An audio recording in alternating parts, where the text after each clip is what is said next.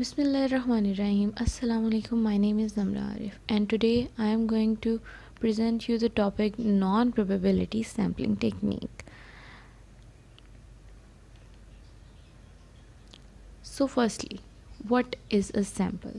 Sample क्या होता है कि आप एक जो टारगेटेड पॉपुलेशन होता है उससे एक स्मॉल पोर्शन जो है एज अ सैम्पल लेते हो that is a representative of the whole population and the findings or results that you collect from that sample, you can generalize those results over the whole population.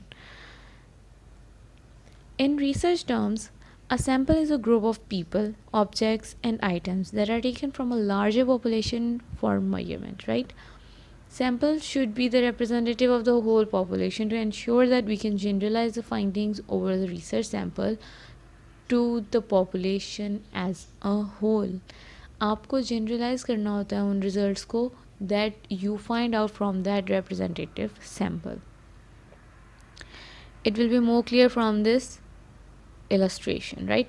अब इस figure में अगर आप देखें तो overall total population जो है वो बहुत ज़्यादा है. उसके अंदर से एक स्पेसिफिक ग्रुप ऑफ पीपल जो है वो सिलेक्ट किया गया एज अ रिप्रेजेंटेटिव सैम्पल, जिससे द रिसर्चर जो है वो अपना डाटा गैदर करेगा और उसके जो है रिजल्ट्स फाइंड आउट करेगा, इंटरप्रेट करेगा उन रिजल्ट्स को.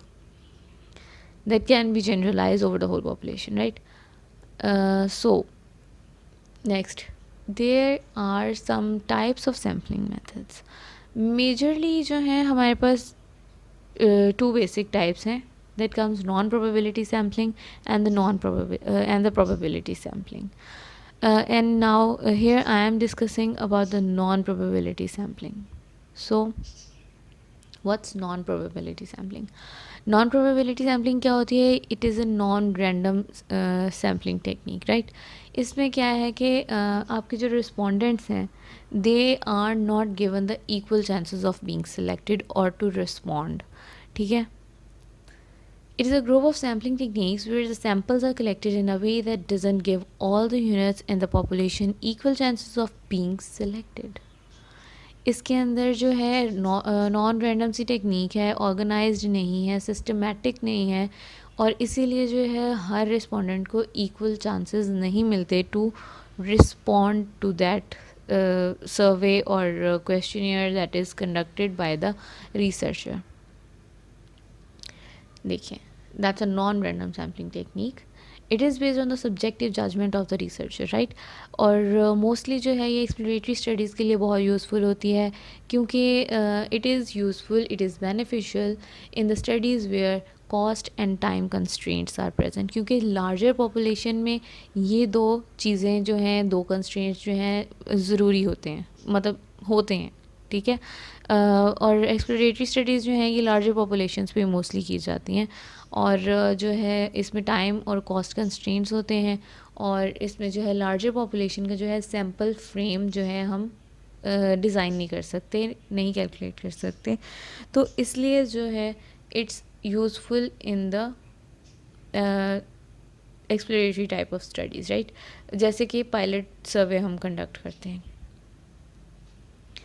Now there are some types of non probability sampling और मेजरली जो है हमारे पास there are 4 types of non probability sampling techniques that includes convenience sampling, judgment of purposes sampling, quota sampling and snowball sampling. The fifth one that I am going to discuss here is the self-selection sampling. That is somehow similar to that of convenience sampling. वो हम आगे जाके discuss करेंगे तो you will clear about that. First is a convenience sampling. Convenience जैसे नाम से आपको जाहिर है कि convenience means convenient to the researcher.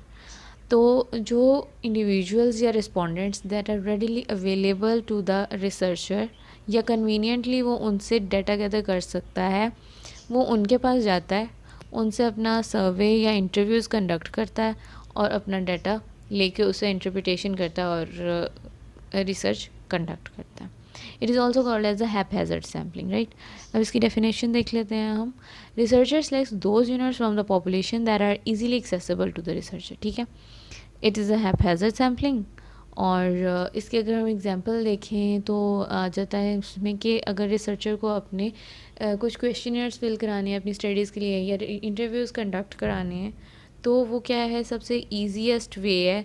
जैसे हम अपने एकेडमिक्स में मोस्टली स्टूडेंट्स अगर करवाने होते हैं तो कहीं भी अपनी यूनिवर्सिटी में अपने स्कूल में जाके जो है स्टूडेंट्स में डिस्ट्रीब्यूट कर देते हैं questionnaire and get those responses, right. तो इसी तरह से अगर जो रिसर्चर है वो मॉल के बाहर जाके खड़ा हो जाए या ग्रॉसरी स्टोर के बाहर, वहाँ पे कस्टमर्स या कोई भी इंडिविजुअल्स आने जाने वाले जो उसे इजीली एक्सेसिबल हैं, वो उनसे अपने इंटरव्यूज़ कंडक्ट करवाए, क्वेश्चनियर फिल कराए, तो अपना डाटा गैदर करें और उसको जो है इंटरप्रेट करें। तो it is a example of convenience sampling. Now in this example, you can clearly find that researcher, the one in red, उसके पास जो है रेडिली अवेलेबल या मोस्ट कन्वीनियंट इंडिविजुअल जो हैं वो हैं that is in that circle, right, green and blue. तो ये उसका कन्वीनियंस सैम्पल है, वो उनसे जो है अपना डाटा गैदर करेगा और अपनी रिसर्च कंडक्ट कर सकेगा।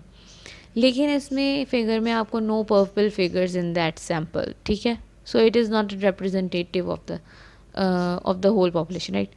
वो जो है मैं आगे जाके आपको डिस्कस करते हैं उसको, ठीक है।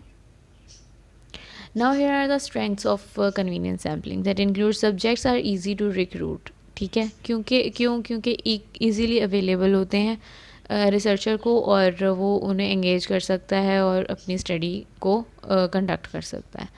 सेकेंडली, ये जो है बहुत easiest, cheapest and the least time consuming technique है, क्योंकि इसमें रेडिली अवेलेबल होते हैं ना रिस्पोंडेंट्स टू द रिसर्चर.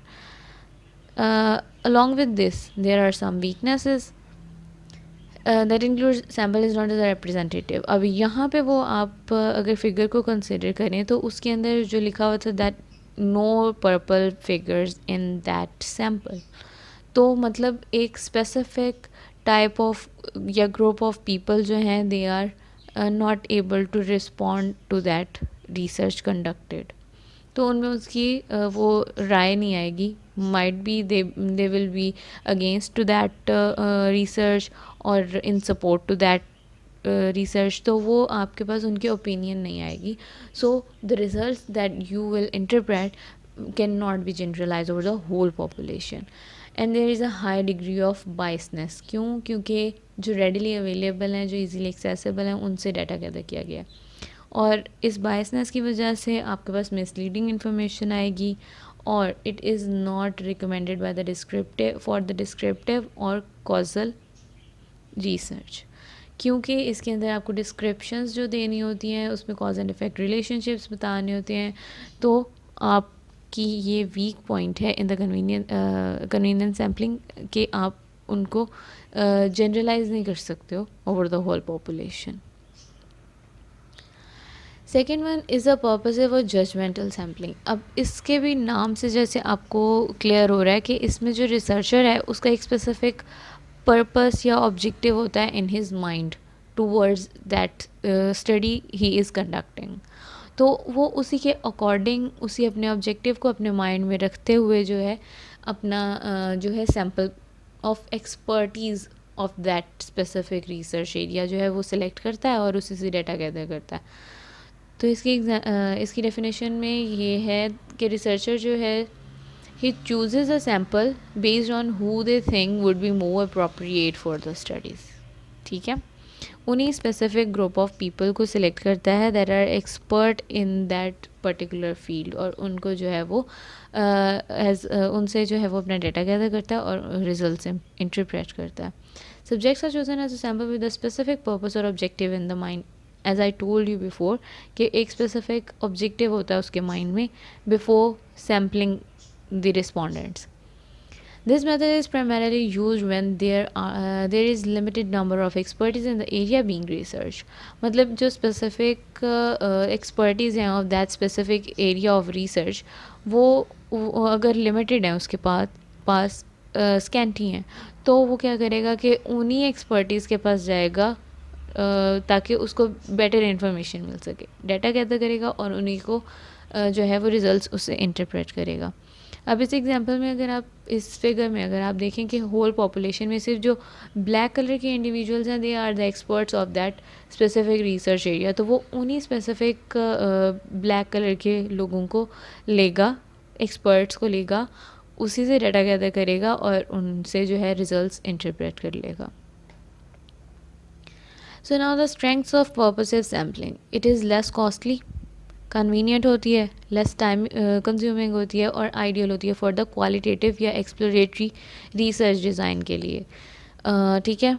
और वीकनेसेस में आ जाता है कि इसके रिजल्ट्स को आप ओवरऑल होल पॉपुलेशन भी जनरलाइज नहीं कर सकते, क्योंकि ये स्पेसिफिक लिमिटेड लोगों से जो है आपने डाटा गैदर किया. And it is also not good for the quantitative type of research, क्योंकि आपके जो रिज़ल्ट्स हैं वो सब्जेक्टिव तौर पे आपने लिए होते हैं, सब्जेक्टिव रिसर्च कंडक्ट की भी होती है आपने, तो उन पे आप स्टेटिस्टिकल टेस्ट्स या एनालिसिस नहीं लगा सकते हो और क्वांटिफाई नहीं कर सकते हो उनको, तो इसलिए it is not good for the quantitative type of research, क्योंकि उसके अंदर एक लार्जर पॉपुलेशन का आपको सैम्पल फ्रेम रिक्वायर्ड होता है. और नॉन प्रोबेबिलिटी सैम्पलिंग में या पर्पसिव जो भी आप इसकी कोई भी टाइप ले लें, उसके अंदर आप सैम्पल फ्रेम नहीं कैलकुलेट कर सकते, डिज़ाइन नहीं कर सकते हो उसके लिए. That is necessary for the quantitative type of research. So now there are some types of purposive sampling, majorly 5 हैं, तो हम इसे वन बाय वन डिस्कस कर लेते हैं. फर्स्टली हमारे पास आ जाती है एक्सट्रीम केस और deviant sampling. It is a type of purposive sampling that is used to focus on the cases that are special or unusual. ठीक है. उन केसेस को फोकस में या कंसिडर किया जाता है जो जिनके नोटेबल आउटकम्स होते हैं, या एक्सट्रीमली वो तो सक्सेसफुल होंगे या फेलियर्स होंगे बिल्कुल, राइट. अगर इसकी एग्जांपल में हम देखें तो इसमें जो है रिसर्चर ऐसे केसेस को ऐसे 2 केसेस एक्सट्रीम केसेस को लेके उनका कंपैरिजन करता है कि उसके अंदर जो है मतलब बिल्कुल 2 एक्सट्रीम्स होती हैं. लाइक अगर रिसर्चर इस तरह का सैम्पल ले तो उसमें वो कंडक्ट कर सकता है ऐसे प्रोग्राम्स को जो हाईली सक्सेसफुल हैं और with ones that are complete failure. या दूसरी एग्जांपल में हम कर सकते हैं कि इसमें कंपैरिजन वो कर सकता है एक ब्रिलियंट स्टूडेंट की परफॉर्मेंस का with the very poor performed student. तो ये 2 एक्सट्रीम केसेस का जो है वो कंपैरिजन करेगा. That comes in the deviant sampling, right.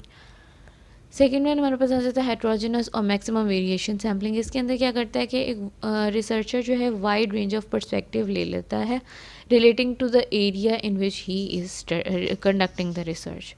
ठीक है. अब इसके अंदर अगर हम एग्जांपल देखें तो इसके अंदर एग्जांपल हमारे पास आ जाती है कि अगर रिसर्चर को एक स्टडी कंडक्ट करनी है regarding the English skills of students, तो वो एक वाइड रेंज ऑफ पर्सपेक्टिव कैसे लेगा कि वो रूरल एरिया के बच्चे जो हैं उनकी भी इंग्लिश एबिलिटी स्किल्स को चेक करेगा और अर्बन एरिया के भी. मतलब इसमें ओवरऑल सारे बच्चे कवर हो जाएंगे in order to conduct his research regarding English language of students, right. Then third one हमारे पास आ जाती है होमोजेनस सैम्पलिंग. इसके अंदर क्या होता है कि इसमें जो भी रिस्पोंडेंट्स होते हैं सैम्पल जो सिलेक्ट किया जाता है उसमें हर एक इंडिविजुअल जो है वो उसकी ट्रेट्स या करेक्टरिस्टिक्स जो हैं वो सेम होती हैं. इसकी एग्जांपल में अगर हम देखें तो अगर हमें होमोजेनस सैम्पल चाहिए रिगार्डिंग एज फैक्टर, तो हमें सैम्पल अगर हमने लिया है 15 लोगों का, 15 इंडिविजुअल्स का, तो एज की बेस पे अगर देखा जाए तो वो उस सैम्पल में सब के सब जो हैं 15 ईयर्स के होंगे लोग. वो एक स्पेसिफिक आपने खुद सिलेक्ट करना है, रिसर्चर खुद सिलेक्ट करेगा 15 ईयर्स के होंगे या 14 ईयर्स के होंगे. और अगर इसी तरह से देखा जाए कि आपको 15 लोगों का सैम्पल चाहिए और उसको हम होमोजेनस जो है उसकी ट्रेट्स जो हैं वो रख रहे हैं on the basis of gender, तो वो 15 के 15 या तो मेल होंगे या तो फीमेल होंगे. तो हमारे पास इस तरह से जो है सिमिलर करेक्टरिस्टिक्स या ट्रेट्स वाले जो रिस्पोंडेंट्स हैं वो हमारे सैम्पल में आ जाएंगे and that sample is called as homogenous sample. Fourth one हमारे पास आ जाता है critical case sample. It is a collection of samples that are particularly important cases और the ones that highlight the vital information for developing the logical generalisations. अब इसमें क्या होता है, इसमें वेरी सिग्निफिकेंट जो इंडिविजुअल्स या केसेस इवेंट्स इस तरह के जो हैं ऑप्ट किए जाते हैं जो हाईलाइट करते हैं उनकी जो हाईलाइट करते हैं सिग्निफिकेंट इन्फॉर्मेशन या वाइटल इन्फॉर्मेशन, राइट। उसको यूटिलाइज़ करते हुए हम अपनी लॉजिकल जनरलाइजेशंस बनाते हैं। Like if a phenomena is happening here, it will be performed everywhere, it will be done everywhere in the world, ठीक है। स्पेशल केस लिया, उसकी वाइटल इंफॉर्मेशन कलेक्ट की और उससे जो है लॉजिकल जनरलाइजेशंस बनाई for the whole population, right. Next हमारे पास आ जाता है fifth one, typical case sampling. It allows you to develop a profile about what is normal or average for a particular phenomena. It is useful when a researcher wants to study a phenomena or trend as it relates to what are considered typical or average members of the affected population. In other words, it gives you an illustrative profile using a representative case, right? जो हमने representative case लिया है उसकी basis पे आपको एक illustrative profile जो है वो प्रोवाइड कर देता है, ठीक है। सो थर्ड वन हमारे पास आ जाता है कोटा सैम्पलिंग। कोटा सैम्पलिंग जो है it is a type of stratified sampling. इसको हम कह सकते हैं is a type of stratified sampling. क्यों? क्योंकि इसके अंदर जो है आपने जब कोटा सैम्पलिंग करनी होती है तो ओवरऑल जो आपकी टारगेटेड पॉपुलेशन होती है, फर्स्टली आप उसे ग्रुप्स में या सेगमेंट्स में डिवाइड कर देते हो, राइट। और उस हर सेगमेंट में जो है एक रिसर्चर होता है जो अपनी कन्वीनियंस की बेस पे कन्वीनियंस सैम्पल जो है वो कलेक्ट करता है, उससे अपना डाटा गैदर करता है और वो सारा डाटा जो है मतलब हर सेगमेंट का जो डाटा है उन सैम्पल्स को मिक्स किया मतलब उस डेटा को जो है मिक्सअप किया जाता है और उसको यूटिलाइज़ करते हुए अपने रिजल्ट्स फाइंड आउट किए जाते हैं। और सम हाउ स्ट्रेटिफाइड सैम्पलिंग में भी यही कुछ होता है। So let's have a glance over its definition. The population is first segmented into mutually exclusive subgroups just as in stratified sampling। जैसे मैंने आपको पहले बताया कि stratified sampling में जो है mutually exclusive subgroups बनते हैं, उसी तरह से कोटा sampling में भी इसी तरह से division होती है। Then judgment used to select subjects or units from each segment based on a specified proportion, ठीक है। हर सेगमेंट में से एक स्पेसिफिक नंबर ऑफ रिस्पोंडेंट्स को जो है वो रिसर्चर ने कलेक्ट करना होता है for the as a sample, as a convenience sample, right. उस डिवीजन के बाद कन्वीनियंस सैम्पलिंग से इस कन्वीनियंस सैम्पल के थ्रू जो है वो अपना रिस्पोंडेंट्स का एक सैम्पल कलेक्ट करता है, उसे डाटा गैदर करता है, right. The basis of quota are usually gender, socio economic status, age and education. ये जो है कॉमन यूज जो है हमारे पास वो होते हैं कोटा जिन पे हम सैम्पल ये जो है हम अपनी सैम्पलिंग टेक्निक अप्लाई करते हैं। अब इस एग्जांपल में अगर देखा जाए इस फिगर में, इसमें उन्होंने एज ग्रुप वाइज जो है ये कोटा बनाया हुआ है, डिफरेंट सेगमेंट्स में उनको डिवाइड किया हुआ है। तो let me explain you guys, right. First segment उन्होंने बनाई 11 to 21 ईयर्स ओल्ड की, ठीक है। उसमें उन्होंने एक सेगमेंट उसका बना दिया, राइट। फिर उन्होंने 22 to 31 ईयर्स का बनाया, फिर 32 to 41 एंड 42 to 51 ईयर्स तक का सेगमेंट बनाया। अब इन्हीं चारों में से जो है वो इक्वल प्रोपोर्शन के जो हैं रिस्पोंडेंट्स वो रिसर्चर हर एक सेगमेंट का जो रिसर्चर है वो लेगा और उनसे जो है अपना डाटा कलेक्ट करेगा, ठीक है। डाटा कलेक्ट करने के बाद, डाटा कलेक्शन के बाद क्या होगा कि वो उसको जो है इंटरप्रेट कर लेगा और उसको जो है उन रिजल्ट्स को जो है जनरलाइज करेगा over the whole population, right. इसकी भी जो प्रॉब्लम है that is the high degree of biasness, क्योंकि आपका जो सैम्पल है that is not a representative, ठीक है। और इसमें रिप्रेजेंटेटिव क्यों नहीं है, क्योंकि आप जब सेगमेंट्स तो कर लेते हो, सेगमेंट्स रिसर्चर कर लेता है, उसके बाद जो आप हर एक सेगमेंट में जो रिसर्चर है वो अपनी कन्वीनियंस के बेसिस पे जो है रिस्पोंडेंट्स को सिलेक्ट करता है और उनसे डाटा कलेक्ट करता है, और वो कन्वीनियंस सैम्पल जो है that is random, non random, कोई सिस्टमेटिक वे नहीं होता उसका कि वो उसको जो है इंडिविजुअल को सिलेक्ट करे। तो माइट बी पॉसिबल सम कुछ उसके जानने वाले हों या कुछ उसके जो है उसको रेडिली अवेलेबल हों, जो है लेस टाइम कंज्यूमिंग प्रोसेस के थ्रू जो है वो अपना सैम्पल जो है वो कलेक्ट करे और उनसे डाटा गैदर कर ले। तो समहाउ उसकी जो है अगर वो जानने वाले हैं उसके, तो वो उससे जो है जस्ट लाइक इनकन्वीनियंस सैम्पलिंग कि वो जो है उनकी opinion might be similar with that of researcher, वो उसकी सपोर्ट में बोलें, उसकी रिसर्च की सपोर्ट में बोलें, तो आपके पास जो है रिजल्ट्स इस तरह से वैलिड नहीं आते जिनको आप जनरलाइज नहीं कर सकते over the whole population. So similar is the case with the quota sampling, right. Fourth one हमारे पास आ जाती है स्नोबॉल सैम्पलिंग। स्नोबॉल सैम्पलिंग में क्या होता है कि इसमें जो है ना रिसर्चर ज़्यादा उसको मेहनत नहीं करनी पड़ती। इसके अंदर वो जो है फर्स्टली 2 to 3 जो है वो उसको रेडिली अवेलेबल हैं, जो इजीली एक्सेसिबल पीपल हैं, रिस्पोंडेंट्स हैं, उनको अपना जो है अपना रिसर्च पर्पस बताता है, उनसे अपना डाटा गैदर करता है और उन्हें ही बोलता है कि वो आगे भी रिकमेंड करें, आगे भी कुछ ऐसे पार्टिसिपेंट्स को जो है वो इन्वॉल्व करें to help him finding out the results या डाटा, ठीक है। अब इसकी डेफिनेशन देख लेते हैं। It's a technique of choosing participants to find more participants for making a sample group. इसमें इस तरह से जो है सैम्पल ग्रुप बन जाता है, मतलब आगे से आगे जो है वो आपके पार्टिसिपेंट्स इन्वॉल्व होते जाते हैं। इस तरह से रिसर्चर के पास जो है एक सैम्पल ग्रुप इकट्ठा हो जाता है जिससे वो डाटा उसको मिलता रहता है। Mostly it is used by the researchers where the participants are difficult to locate in the general population। मतलब आपके पास respondents जो हैं they are not willing to give you data, तो आप जो है फिर आपको स्कैंटी से रिस्पोंडेंट्स जो हैं आपको फाइंड आउट करने पड़ते हैं, एलोकेट नहीं होते वो आपको जनरल पॉपुलेशन में।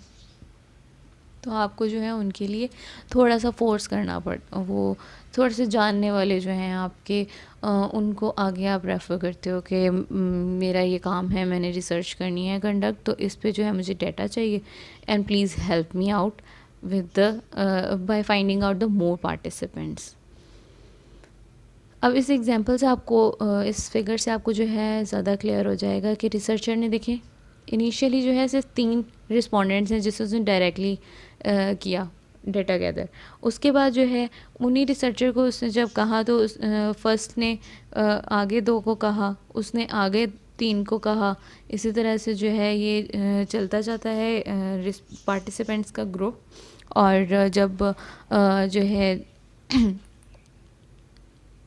जब जो है आपका ग्रुप जो है वो जब आपके डाटा रिसर्चर की जब डाटा सेचुरेशन पॉइंट आ जाता है जहाँ तक उसको डाटा रिक्वायर्ड होता है उसको वो मिल जाता है, तो वहाँ पे जो है वो स्टॉप कर देता है। वो आपका रिसर्चर का जो है वो सैम्पल ग्रुप बन जाता है, सारे रिस्पोंडेंट्स, ठीक है। ये जो ग्रुप ऑफ पीपल है ये सैम्पल ग्रुप बन जाता है फॉर द रिसर्चर, जिससे वो डाटा कलेक्ट करके उसे इंटरप्रेट कर सकता है easily. Then here are some strengths of this sampling technique. The process is cheap, simple and cost efficient. It needs little planning and fewer workforce, as I have described above कि थोड़ी सी planning की ज़रूरत होती है इसमें। Little planning से जो है वो फ्यूअर वर्कफोर्स को यूज़ करते हुए एक सैम्पल ग्रुप इकट्ठा कर लेता है। फ्यूअर वर्कफोर्स कैसे कि एक बर्डनाइज नहीं होता रिसर्चर इटसेल्फ, ठीक है। कैसे कि वो इनिशियली उसने तो सिर्फ 3 लोगों से किया ना डाटा कलेक्ट, उसके बाद आगे से आगे जो है वो ये चेंज जो है गोज़ ऑन, ठीक है, till data saturation. Now here are some weaknesses. It is a time consuming process. ज़ाहिरी बात है, जब लोगों ने आगे पार्टिसिपेंट्स को फाइंड आउट करना है, माइट भी पॉसिबल वो इतने एफिशिएंटली ना उन्हें रिस्पोंडेंट्स मिलें, कब मिलते हैं और कब नहीं मिलते, तो it's a time taking process. और बायसनेस, ऑब्वियसली बायसनेस, तो इसमें हाई डिग्री ऑफ बायसनेस आएगी, क्योंकि ऑब्वियसली आप जानने वालों को अपने जो है इस तरह की रिसर्च में पार्टिसिपेट करने को बोलते हो, तो जो जानने वाले हैं वो आपकी रिसर्च में जो है वो एक सपोर्टिव पार्ट अदा करेंगे, तो वो might be possible it can be biased results. These results can be biased, so cannot be generalized over the whole population. Then fifth one हमारे पास आ जाती है सेल्फ सिलेक्शन सैम्पलिंग मेथड। इसमें जो है somehow it is related to convenience sampling. इसमें क्या है कि जो रिसर्चर है वो फर्स्टली जो अपनी जो भी उसने रिसर्च कंडक्ट करनी है उसे पब्लिश करता है, एडवर्टाइज करता है, और वॉलंटियरली जो है पार्टिसिपेंट्स उसमें पार्ट लेते हैं डेटा गैदरिंग में, ख़ुद अपने विलिंगनेस से वो जो है वो कहते हैं कि we need to give our opinions और रिस्पॉन्सेज टूवर्ड्स दैट रिसर्च। ठीक है, it occurs when you allow each case, usually individuals, to identify their desire to take part in the research। ठीक है, वो एडवर्टाइज़ करता है, लोग willingly जो है खुद कहते हैं कि they are interested in giving you the providing you the data, तो वो जो है वॉलंटरली जो है वो प्रोवाइड करते हैं data. People volunteer themselves to be sampled. ठीक है, data is not representative as samples are not randomly selected. ठीक है, वो अपनी मर्ज़ी से विलिंगनेस से आए होते हैं, तो हो सकता है सारे जो हैं वो उसकी सपोर्ट में हो, आपकी रिसर्च के टॉपिक पे सपोर्ट में हो, तो सबके सब सपोर्टिव में आंसर आ जाएगा ना, तो जो अगेंस्ट हैं उनकी आप ओपिनियन नहीं ले सकोगे। क्यों? क्योंकि it is not randomly selected sample, वो लोगों ने खुद अपने आप को वॉलंटरली प्रेजेंट किया to provide you the data. तो अब इस फिगर में अगर देखा जाए, the one in the dark blue, they voluntarily provided the data to the researcher regarding his research. ठीक है, तो अब इसमें जो लाइट ब्लू कलर के हैं उनके ओपिनियन तो नहीं आई ना, तो आपके पास ये एक सैम्पल जो है it is not a representative of the whole population. So now the strengths of self selection sampling. This can reduce the amount of time necessary to search of appropriate units। मतलब time consuming process होता है ना कि आप respondents को, participants को ढूंढो और उनसे डाटा कलेक्ट करो। सेल्फ सिलेक्शन में तो वॉलंटरली वो पार्ट ले रहे होते हैं आपको डाटा प्रोवाइड करने के लिए।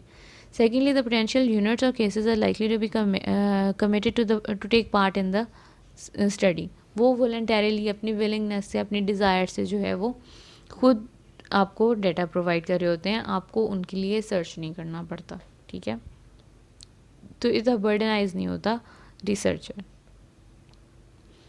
वीकनेसेस में इसमें आ जाता है कि high degree of biasness, self selection biasness होती है। वो जैसे मैंने आपको बोला कि कुछ नहीं, मोस्टली जो हैं लोग अगर आपकी रिसर्च की सपोर्ट में हैं और वो आपको डेटा प्रोवाइड करें क्योंकि अपनी विलिंगनेस से कर रहे हैं, तो उसमें सिर्फ आपके पास पॉजिटिव रिस्पॉन्स आएगा। नेगेटिव पीपल जो हैं they will be unable to respond you, कि उन्होंने they are not interested in giving you the data, तो इसमें बायसनेस आ जाएगी।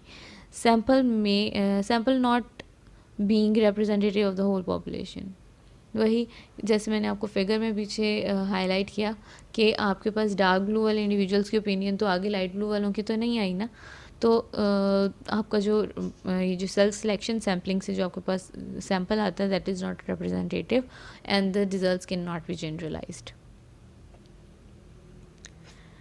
Thank you. That's all from my side.